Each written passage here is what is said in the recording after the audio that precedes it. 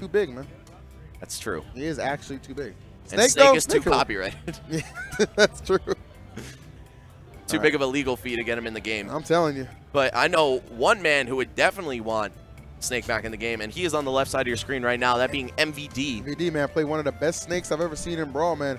He was so talented. I remember him. Actually, I know Ally was like the best Snake, but honestly, my favorite Snakes always kind of went back between MVD and Ultimate Razor. I really enjoyed their style of the Snake, man. So, but MVD, of course, bringing his own flavor to Smash 4 in the form of Diddy Kong, and does it pretty well here. See the high Zac tag on the part of Hotdogknight, and I know MVD probably some choice words for Zac after the set at DreamHack. Remember that? I forgot about that. Yes, Austin, that was ridiculous. So we'll see if he can channel his inner Zac. If he is able to, man, could come up with a surprising W here for MVD, or over MVD, excuse me.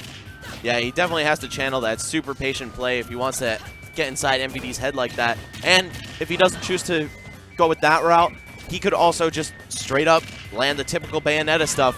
Take him off the roof. No doubt, man, but some typical Diddy shenanigans right here, putting MVD in a very comfortable lead. Yeah, this is definitely not looking so good, and I think Diddy Kong, really the major character that people tend to say Bayonetta struggles against due to the fact that she is not so good at approaching against Diddy Kong. Nothing she does is really safe against his bananas, and that's something that most characters don't get to say. Oh, but it doesn't matter what character you are when that happens. Is he going to recover? Yes, but will MVD? No, he saved him! Well, I made the mistake right there, and that's a crucial recover. Yeah, and that's a crucial one at that. Put yourself in a situation where you got to come back yourself, but you give MVD a second chance at life, especially when you're trailing like that. Oh, baby. Yeah, man. How would you want to see? The turnaround of the turnaround. I give him credit, too, though. He took him all the way to the right side. Like, it was looking really good, but there's some bad positioning when it really comes down to it. That banana actually going right over Bayonetta's head in the lag animation of her dive kick gave Hotdogknight an opportunity to open MVD up here. Is that going to be the stock? No. I need to know the origin behind this man's name. Hotdogknight. Hotdogknight. Got it, man. There's a guy from Canada. His Twitter is Jello Hot Dog WTF. Yeah, I know him. Yeah. I mean, this is just like one step below that, though. Craziness. Okay, and Bayonetta just dancing around in the air, trying to avoid landing traps, but Diddy Kong sets him so well, and MVD, no stranger, of course, getting it done. I feel like at this point, Hotdogknight is just kind of trying to delay the inevitable when it comes to how he's just dancing in the air. Yeah, for the most part here, I'm seeing a lot of good control by the part of MVD. Also a lot of good patience, too. Not forcing any options and getting impatient. And that's what you kind of got to have against Bayonetta, especially when you have the lead right there. Make her work for it and get in those situations that she's not going to be too comfortable with. MVD just zipping and bopping across the stage right here. All just kind of waiting to get that one good moment to strike banana in hand, and that'll hand him over the first game. Such a one-sided match, too. I mean, we saw Hotdogknight with such a good chance to close out that first stock, but not able to do it. And MVD is like, oh, word? Second breath for me? Okay, I'm in there. Yeah, there's just certain players you don't want to give a second chance to. MVD, I would say, is definitely one of them, because when he's playing with confidence and like momentum behind him, he is just so difficult to beat. Oh, and real quick, if you look at the bottom left of your screen, you'll see a little pop-up there from Matcherino saying use the code SMASH and SPLASH to donate $1 to the pot. You can get up to $1,000 added to the pot of this tournament for absolutely free by just going on Matcherino.com and throwing that in there. So please reward the winners of this tournament a little extra. Head over to Matcherino.com, but not until this set is over, because I don't know, we've seen some moments of brilliance here from Hotdogknight. This is his second time getting that same setup. Oh no. MVD just going to recover a little bit too quickly. Yeah, able to just kind of escape that predicament. Oh, that's it. Battle of the crazy broken side beast. I was going to say, right? Yeah. Though Bayonetta's on the ground, kind of fraudulent. You know, if you just hold shield and punish quickly, you're And that's good. something that actually it took people so long to just kind of figure out, right? Remember, like, I was just kind of just trying to oppose it or whatever. Like, no, they just shield it out. Like, you're going to be okay. They also patched it, and I believe added 5 more frames of end lag to it in that May 2016 patch. So for a while, it actually was pretty hard to punish. I feel that. Yeah. Either way, we've got a much more even start than before. MVD was looking so dominant in the beginning of Game 1, and now he's just up by a little teeny bit. Oh, and by the way, the patron saint of Lilac Cruz himself getting counterpicked here. That might be some hubris on the part of Hotdogknight. Perhaps so. Oh, wow. That was a great banana pull right there. Pushing himself very nicely there. Expecting an air dodge, though. Hotdogknight not giving it to him. Oh, and the barrels. There we go. I mean, this man once donned the moniker of barrel technician for a reason. Living up to that name right now. Yeah, that is actually one of the scariest options. Oh, boy. Speaking of scary, we got Witch Time, and it is the horror genre when that move comes out. Wow. That'll put the fear in you right there. The double taunt at that. Ooh. Definitely looking to impress Captain Zach. I'm saying, man, Captain Zach, I mean, you were saying high before. I know he's at least waving back now.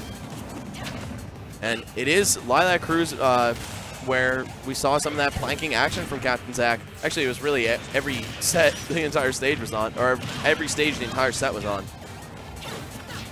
Ooh. Oh, he has no jump, but he's just going to quick snap to the edge with up B. Now Hotdogknight is back in it, just playing around on these platforms. Again, trying to avoid the landing traps from Diddy Kong that are just so scary. Yes, sir. Oh, you saw him start up that dash attack. That's actually one of Bayonetta's slower moves on startup. I would say he started up MVD after those taunts, man. He is playing, looking pretty ferocious right now. I feel like the lack of a quick dash attack is one of the big reasons that Bayonetta struggles with Diddy Kong. It's tough for her to break that zone. Oh, and he's just grabbing and throwing the bananas down immediately. I really like that kind of play from Hotdogknight, not even giving MVD a chance to catch it back and keep playing that back and forth. Oh, a little too slow. Just a little bit. We're still trailing, man, but down, but not out for sure. Oh, good SDI, but not enough. That's what I'm talking about, man. That is what I'm talking about. Bayonetta, quicker than a Viper right there. How quickly she can strike. Amazing play right there from Hotdogknight. Was truly getting overwhelmed, but when you find that one opening and can make it work, there you go. As you said, SDI, but not enough. For $5.99, you too can kill your opponent at 75%. I'm just playing, man. I play Cloud. I can't even talk. No. You're keeping it real, man. Trust me, I respect that. Here we are, game number, oh my goodness, game number 3 right here on the bubble to get in the top 32 on the winner's side of things. Obviously, I'm sure that's something very important here to MVD. Tremendously strong game 1 there, but you got to give all the credit in the world for Hotdogknight striking back in that game number 2, especially in the situation he found himself in several times. I feel like this Bayonetta has been getting a little bit. Oh, I love that, using the banana to activate Witch Time. MVD thought he had a punish ready, but she stays invincible for a good portion of that move. Good catch on that and good execution from Hotdogknight. Actually catching the banana again. I feel like Hotdogknight has been playing with it so much, and wow, this is actually crazy how much he's using Witch Time. Doesn't even fear it, you know what I mean? Just kind of embracing it, using it to his betterment. He's not even Witch Timing Diddy Kong himself, just actually using the frames of the move in which Bayonetta can't be hit. Oh, and again, this man has no fear. You know, you have to wait about 10-15 seconds, I think, to let Witch Time fully recharge to get the maximum stun off of it, but that is of no concern. Not at all. Oh, maybe a little bit of concern, though, on his part right now, though. MVD taking that first stock with authority here. Oh, but it's caught up right as such an excellently timed up tilt right there, interrupting that monkey flip. I feel like Bayonetta, one of the most vulnerable characters to the down tilt to forward smash combo from Diddy Kong. Just another reason why this matchup is typically considered in his favor. I feel that. That said, MVD not out of the woods by any means here. We saw what happened last match. Yeah, seriously. I mean, a lead against Bayonetta is just always so fragile at any given moment. Man, that was, again, some crazy SDI on the part of MVD. Definitely showing his chops in this matchup. But Hotdogknight, to his credit, doing exactly the same. Oh, down tilt on the pickup animation. Yes, here's some good follow-ups right here. And the damage starting to rack up for MVD. And he is moving right now, definitely feeling it here. And pretty much a down tilt to forward smash near the edge away from taking it here. Oh, he heard you, man. He's like, oh yeah, good idea. I should avoid that. Just throwing the banana away. I like that.